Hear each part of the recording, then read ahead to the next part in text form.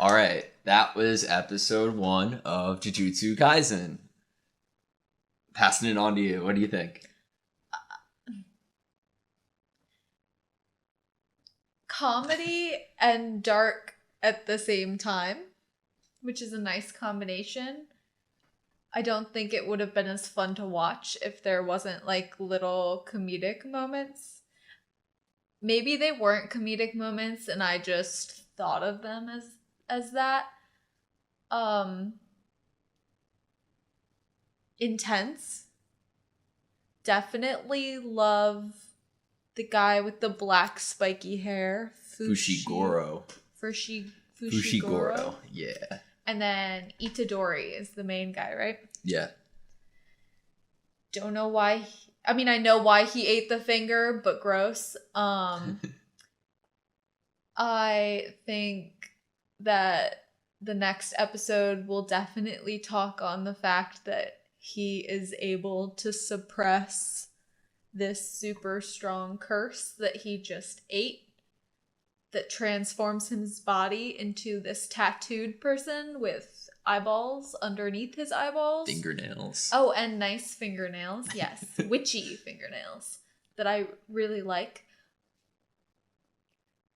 I think it's funny that he's in the occult club with not necessarily an actual interest in the occult. Yeah. And he's never seen a ghost. And then it's just like one night, his grandpa dies. And like later that night, this happens. And then his grandpa's like, you need to save others and help others and be a better person than me so that people are there for you when you die. Very good message. I like that. So, yeah. I thought it was interesting. The girl in the occult club, I thought, had a few lines that made me think she didn't even really believe in this stuff. And she just was like having fun with it and like the whole like being scared about the occult. I think a lot of people like spooky things and ghosts and occult things for fear factor.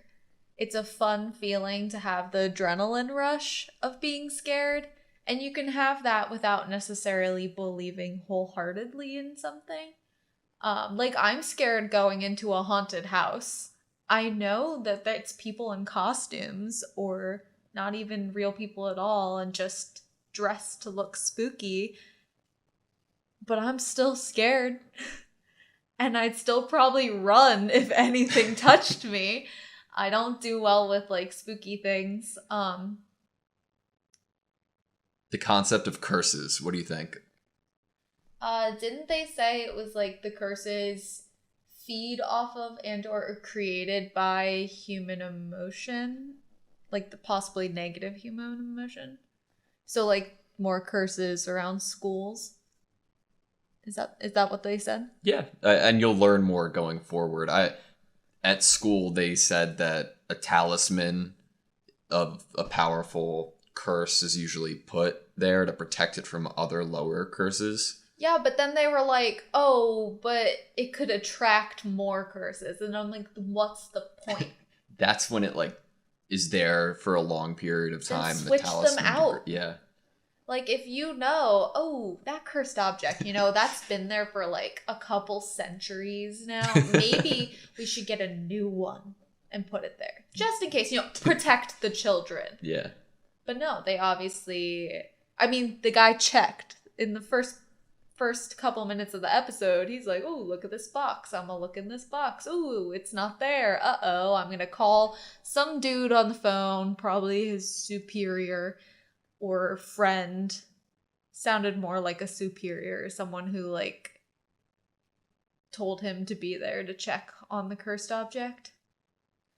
So, were they checking on it to make sure it was still okay and, like, wasn't attracting new curses? Or did they think it was already... I mean, the ticks on the rugby field. He was there investigating, right? You You're not gonna tell me. Okay. He went to the school. He was he there. Looked inside the box. He noticed something was missing that should have been there. And then he went to the rugby field and was like, oh, hey, there's a curse. Yep. Okay. Did you like his doggies? Yes. And then I liked he was like, eat it, boys. And then I didn't know that actually meant that they were going to eat it. But that was a nice touch. I like that they did that. I don't know why they did that. Is that because if you eat it, you gain its strength? Or does that not work with Shikigami? I'm not sure. Another question I am asking to the universe and not to you, because you won't answer it. So there were definitely, I kind of wish I hadn't seen the intro video. Video? Yeah, there were people that I didn't get to meet yet. Oh, you like And I know you don't like that. You don't like watching until you've been introduced. I think it can be cool depending on the show. I think this show is actually one that I love, like, having there in the intro. I saw a panda. Like, my first time watching this, I saw that panda and I was like, I need to watch every episode of the show. There's a panda in it. Case closed. But I just figured a panda escaped from the zoo because of a curse. But obviously that must be a big part of this show for it to be in the intro. So I'm ready to see lots of pandas. Episode 2, Panda. That's the title. I am excited for that. I love pandas. They're very cute. And apparently they can run across buildings. There were some creepy people in the intro. Like the guy, I probably looked really stupid because I was like trying to remember what he did with his finger, but I was doing it in actual real time trying to figure it out, so it probably looked really silly. Didn't like how he looked. He definitely looked evil. I'm just not gonna look at you because, I mean, it's not like your expression's gonna give it away anything. He's not gonna tell me anything. But he looked evil. There was another short-haired girl in the intro, which I dig because I have short hair. That's the only reason I like her right now because I haven't met her. I am interested. I normally get really spooked out by scary things or disgusting things. Like, he literally ate a mummified finger. That is disgusting. I don't even eat meat. Like, I can't even imagine. That's just gross. I can't. And he didn't even chew. Yeah. It was just like, gulp. Is that the better way to do it, though? Well, yes, that's probably better. I mean, yeah, it's a texture thing. You don't even want to know, so just gulp it down. You said normally you get scared of that kind of stuff. Yeah. Does that mean here you didn't? No. I mean, like, there was definitely some elements that I think I was more like grossed out by the monsters than the feeling like doom was gonna happen. Something bad was gonna happen. Because I definitely had faith in the main character that we've been given. I was like, there's no way he's gonna die or let anyone else die, especially after what his grandfather said, you know? So, and like, he showed us he had super strength before any of this even happened when he threw the ball against the coach. So I had faith in him. Okay, so the scariest thing I saw was probably, I didn't like when the girl's hiding and the male classmate has it like on his head and she thinks she's like, there you are, and then he's like blood dripping down his nose. Didn't like that. Did not like, super creeped out by, probably could even say scared by the touching. Yeah, groping. That was not necessary. It was necessary if the goal was to gross me out even more. Then it was necessary. You mentioned that one of them kept asking what time it was. Yeah, what was that? It's weird. Why did he want to know what time it was so bad? Like, why? And we also heard right before Itadori's grandfather died that he was asking Itadori and trying to tell him about his parents. Do you think that goes anywhere? Has to. His parents have to. I feel like this story is being set up that his parents have to have some tie to this world that he is now being able to see. I think that just like makes it like, why else be about to bring up his parents in the first episode, like in that way, unless it's related or foreshadowing to something in this world that he's now seeing. So that's what I'm expecting. He's obviously like physically capable. Yeah, so that they must have also, or are also, depending, are they still alive? Oh, you can't tell me. Okay, so if they're still alive and or if they're not, they probably also were really fast and strong for whatever reason. Because how else would they create a baby like that? Passing down the genes. Or maybe he's already cursed. I don't know. Didn't think the grandfather was gonna die. That's something I did not expect. When the grandfather like turned over and they called the nurse, I was like, oh, it's probably like they called the nurse for a different reason, and they're just trying to make you think that the grandfather died. And then it's gonna be like a har har har. No, he didn't die. He's right there being old and saying things about old age and giving advice about not being alone and being good to people. So yeah, and then they make you do paperwork? Like the day of, after. Like at least send it in the mail. I don't know. Like that just seemed really inconsiderate. At least she asked him how he was doing. Mm-hmm. But like, you just made the man fill out paperwork after the death of basically the only family member he has because his parents aren't in the picture. That just seems cruel. I didn't like that. Yeah. Fun fact, maybe later on, after watching the series, you could maybe we could read the manga for the first season together. There are some changes, and usually if a show changes stuff that happened in the manga, it's not really a good thing.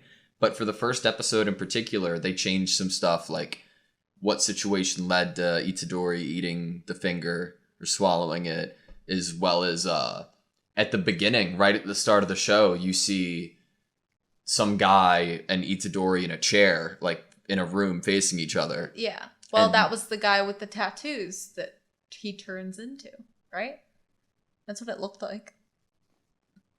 But things were rearranged in a different way, and I think they did it brilliantly. Like you're hooked. You're interested. I am very interested. Like at the beginning.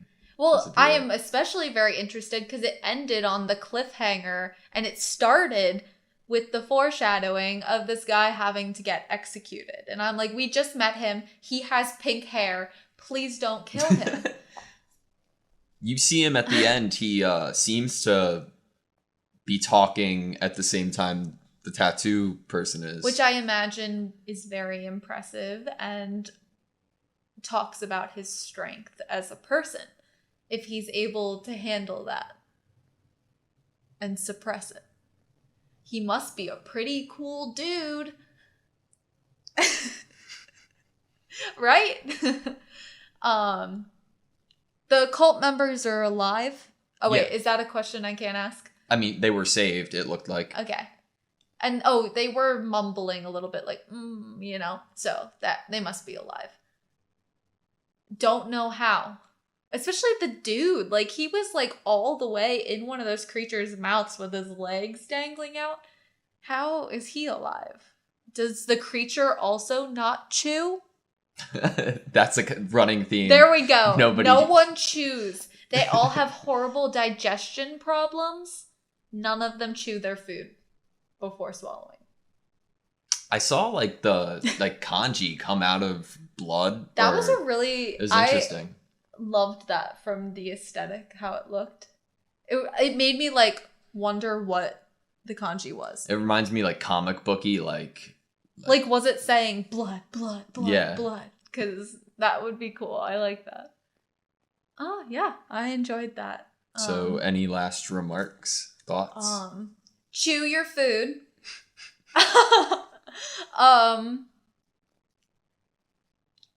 Be nice to people and help people so that you don't die alone. About the show. Oh, well, that was about the show. True. Last remarks. Itadori seems like he's gonna be a super cool person and super powerful. And there are gonna be more curses. That's one of the words I wrote on my book. Curses. I wrote two things. Itadori. I underlined it. And then I put a little star and I wrote curses. So I paid attention. Those I am are things in the prepared. show. I know everything that happened. I know all the most important bits and bobs.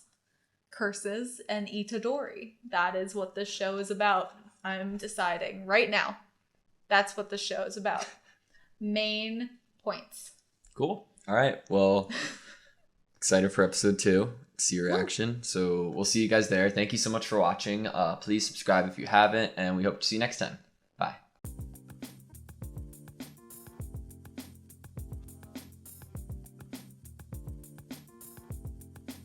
Didn't think the grandfather was gonna die. That's something I did not expect. Didn't think the grandfather was gonna die. That's something I did not expect.